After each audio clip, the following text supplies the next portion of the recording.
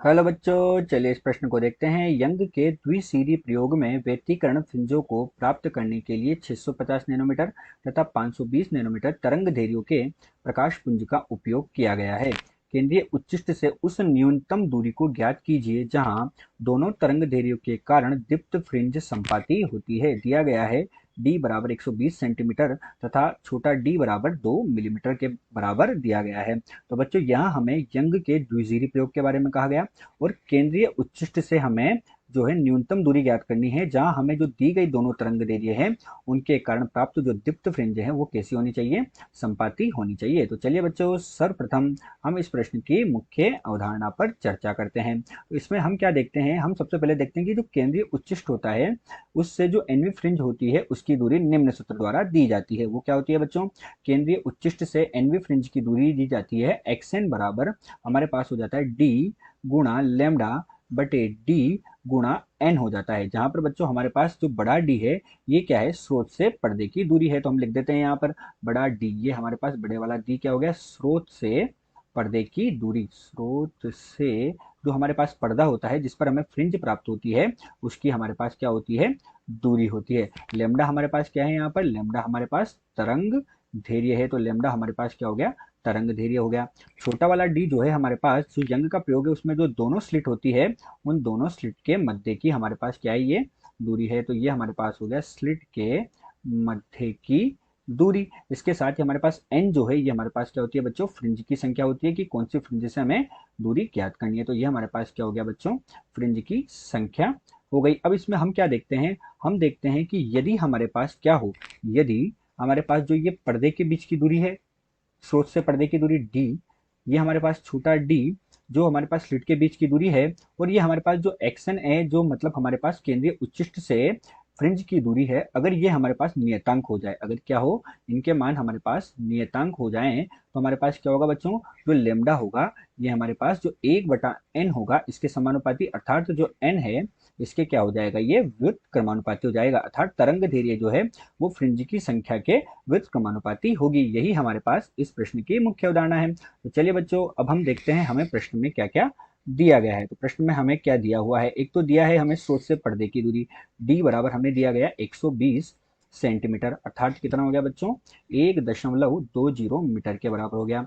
साथ ही छोटा डी हमें कितना दिया गया है, 2 मिलीमीटर के बराबर। 2 मिलीमीटर का मतलब कितना हो गया, 2 गुणे 10⁻³ मीटर के बराबर। साथ ही हमें यहाँ पर जो तरंग दैर्ध्य है लेमडा 1 तथा लेमडा 2 जो है उन दोनों के मान दिए गए हैं। तो लेमडा 1 का मान तो हमें दिया गया 650 नैनोमीटर। 650 नैनोमीटर का मतलब क्या हुआ बच्चों, 650 गुणे 10⁻⁹ मीटर के बराबर। और दूसरा हमें लेमडा 2 का मान दिया गया, लेमडा 2 हमें कितना दिया गया, 520 नैनोमीटर के बराबर दी गई। तो 520 नैनोमीटर का मतलब क्या हुआ हमारे पास, 520 गुणे 10⁻⁹ मीटर के बराबर हुआ। ये हमें प्रश्न में दिया गया है। तो चलिए बच्चों, अब हम प्रश्न को हल करते हैं और हम क्या देख रहे हैं यहाँ पर, प्रश्न का हल। हल में हम क्या देखते हैं, हमसे क्या कहा गया, हमसे कहा गया केंद्रीय उच्चिष्ट से न्यूनतम दूरी ज्ञात कीजिए जहां दोनों तरंग दैर्ध्यों के कारण दीप्त फ्रिंज क्या हो, संपाती हो। तो हम क्या मान लेते हैं कि लेमडा 1 जो है इसकी तो एनवे फ्रिंज, जो हमारे लेमडा 1 तरंग दैर्ध्य है इसकी तो कौन सी फ्रिंज बच्चों, एनवे फ्रिंज। तो इसकी तो एनवे फ्रिंज, और लेमडा 2 की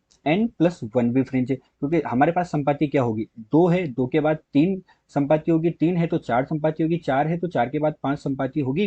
अर्थात n के साथ हमारे पास n+1 भी जो फ्रिंज है वो हमारे पास क्या होगी, संपाति होगी। तो ये हमने मान लिया कि लेमडा 1 की तो एनवी तथा लेमडा 2 की n+1 भी फ्रिंज हमारे पास क्या है, संपाति है। अगर ये संपाति है तो हमने मुख्य उदाहरण में देखा कि अगर ये नियतांक है तो लेमडा 1/n जो है इसके क्या हो जाता है बच्चों, समानुपाती, अर्थात n के व्युत्क्रमानुपाती हो जाता है। तो हमारे पास कितना हो जाएगा यहाँ से n+1/n अगर हम करते हैं तो हमारे पास कितना आ जाएगा, n+1 हमने किसके लिए लिया है बच्चों, लेमडा 2 के लिए। तो हमारे पास ऊपर कितना आ जाएगा, लेमडा 1/लेमडा 2 के बराबर आ जाएगा। इन दोनों के मान हमारे पास है, इसका मान है 589 नैनोमीटर, 520 नैनोमीटर, और एक का मान है हमारे पास 650 नैनोमीटर। तो हम यहाँ पर क्या करेंगे, दोनों के मान रख देंगे। तो ऊपर तो हमारे पास कितना हो गया, लेमडा 1 650 नैनोमीटर, और नीचे कितना हो गया हमारे पास 520 नैनोमीटर, और गुणे 10⁻⁹ 10⁻⁹ तो 10⁻⁹ से तो हमारे पास 10⁻⁹ तो कट जाएगा, तो हमारे पास n+1/n है। तो हमारे पास यहाँ पर क्या बचेगा बच्चों, 1 प्लस 1/n, और यहाँ पर कितना शेष बचा हमारे पास, 650/520, अर्थात हमारे पास क्या रह गया बच्चों, 5/4 बचेगा।